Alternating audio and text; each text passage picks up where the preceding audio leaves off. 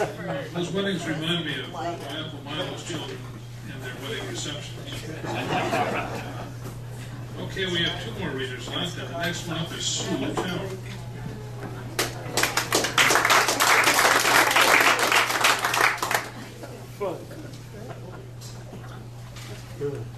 Okay.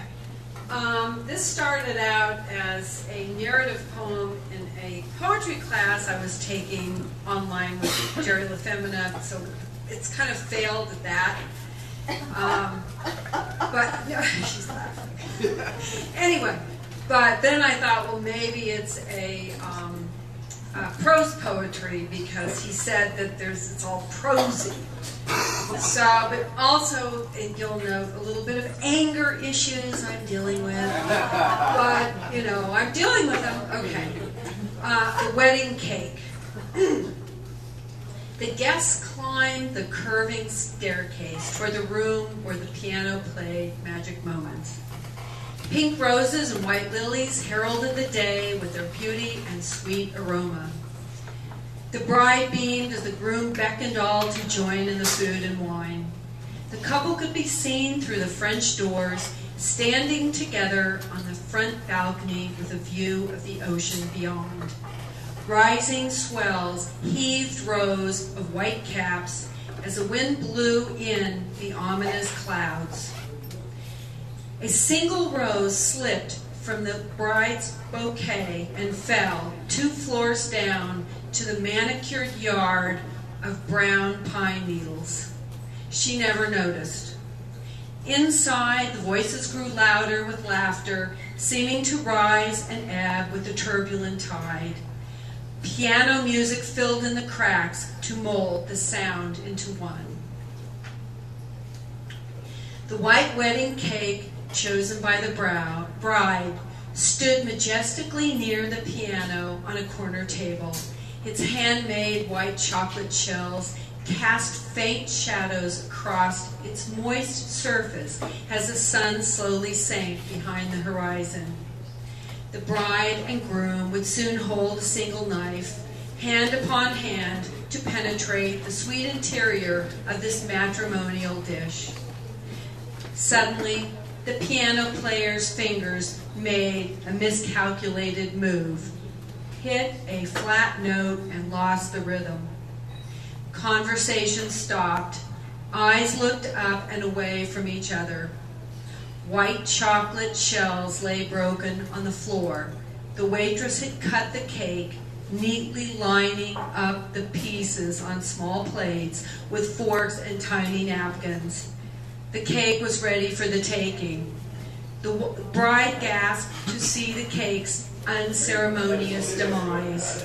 There would be no hand upon hand, no eyes looking into each other in that lasting moment. "That's okay," said the groom, jubilant that day. "I told her to serve it. I've already done one cake cutting ceremony in my life. That was enough."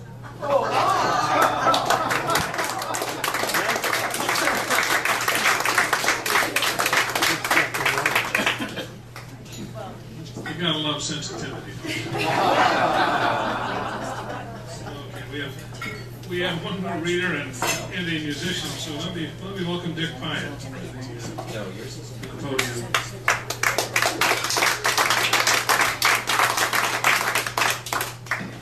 A reader is a misnomer.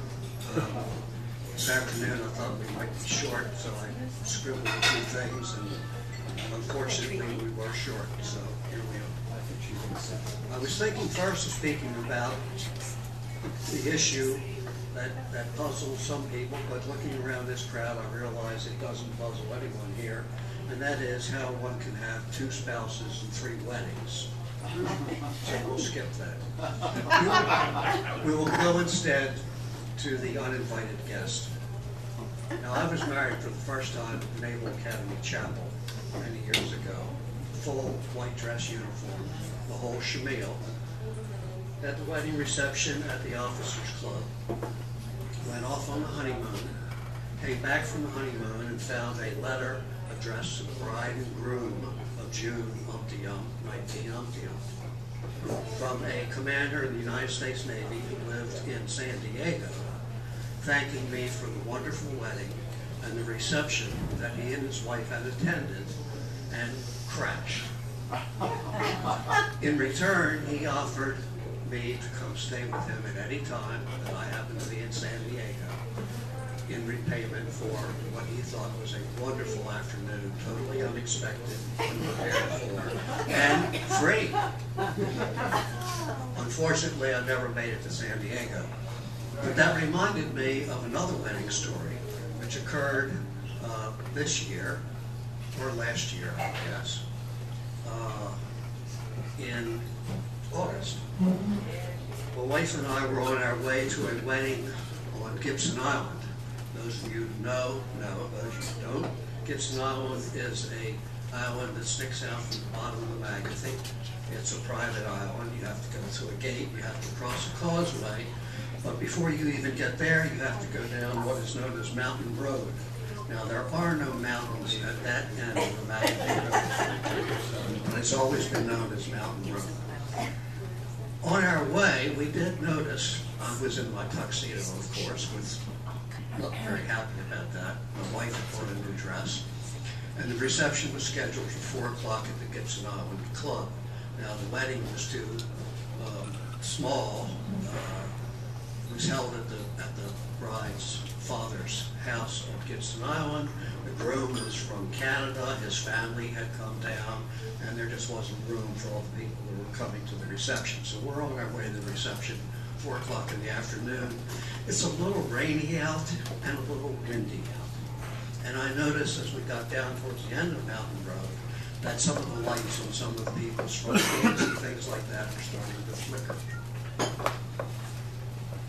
When we got to the gatehouse, the guard smiled at us. The rain was pouring down, and he said, "I'll let you in, but I'm not sure you're going to make it up to the club." He said, "There is a power line down across the causeway, but we'll let you go through, and they may clear it, and they may not."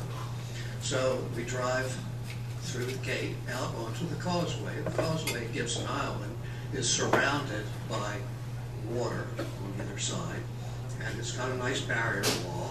And we came to a dead stop because you couldn't go any further, because sure enough, they were not letting anybody through. And I happened to notice that it was low tide, yet the water was breaking over the causeway, dashing against the side of the car. The car was shaking back and forth. My wife looked at me and said, "Are we sure about this?" I said, "Well, it's a close friend. Maybe we should see what happens here." And we did. And then I started looking at the power lines overhead that were waving back and forth, and thinking about the power line up ahead that was still down and we couldn't get through. And then the thought occurred to me, what happens if a tree goes down on Mountain Road that we just traversed to get here? I said, no, not a good idea. We're going to have to leave. We left, and sure enough, after we had cleared it, the tree did come down on Mountain Road.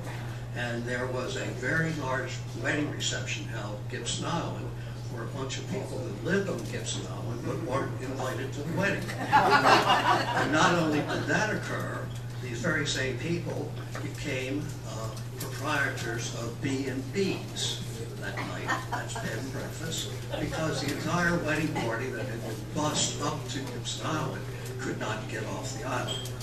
Now, at some point, my friend said to his wife, "Good party, but who in the hell invited Irene?" And she looked at him and said, "Who's Irene? What are you talking about? Must be one of our other daughters. I'll find out who it was, and I'll get back to you." And she went storming off.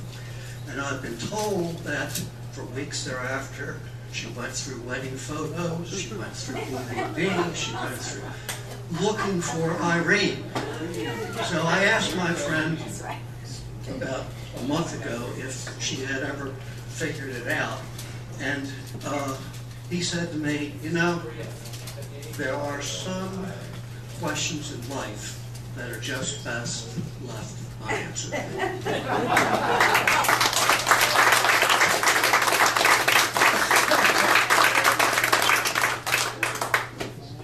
Okay, so for the pièce de résistance, as we say, we've got Ken Shope to sing for us.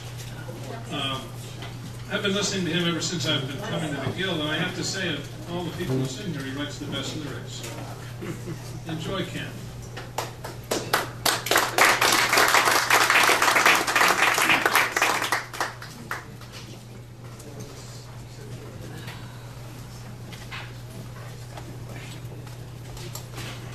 This song's just an instrumental.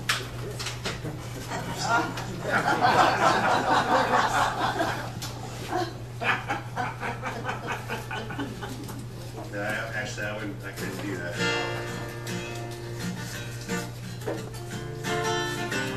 Okay. Now this is a song I wrote a couple years ago, and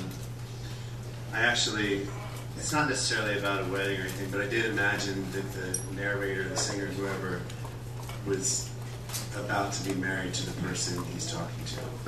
And it's called Falling in Love with a Stranger.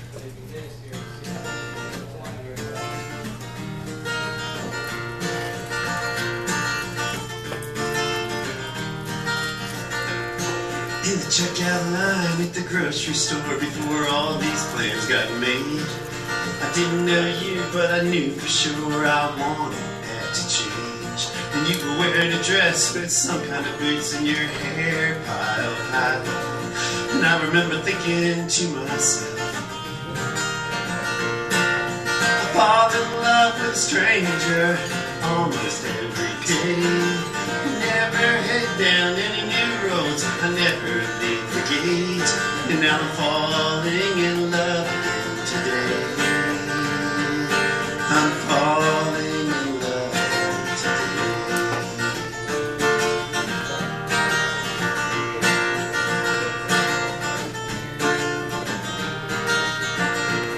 And so I followed you into the parking lot, and that could be a mistake that I made.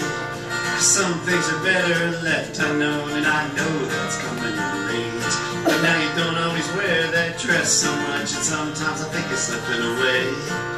And every single time I think I got us figured out, I find that's a mistake. You fall in love with a stranger, and then you run your race. And you don't know what you're getting into, you just leave the gate. And falling in love starts this way. And I'm falling in love with you again today.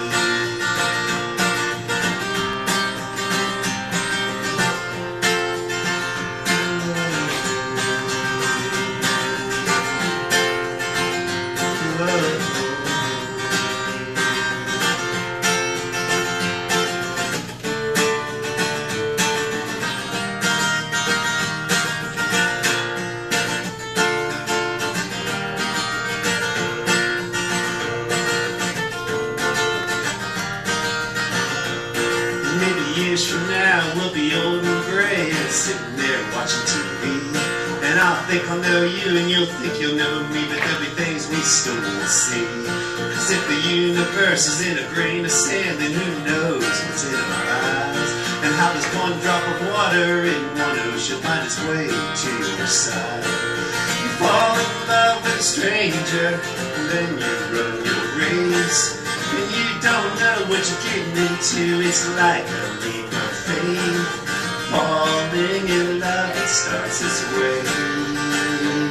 And I'm falling in love with a stranger again today. I'm falling in love with you again today. I'm falling in love today.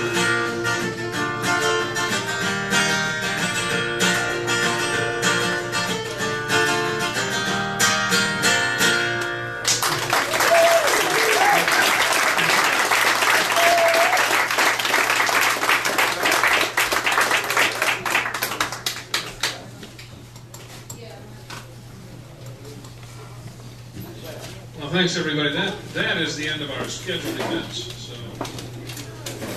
keep eating and drinking and enjoying yourselves. There's only one last thing to do, and that's to throw something in the orange bucket as you leave. Even if it's only a thank you to them. So thanks everybody. Good night.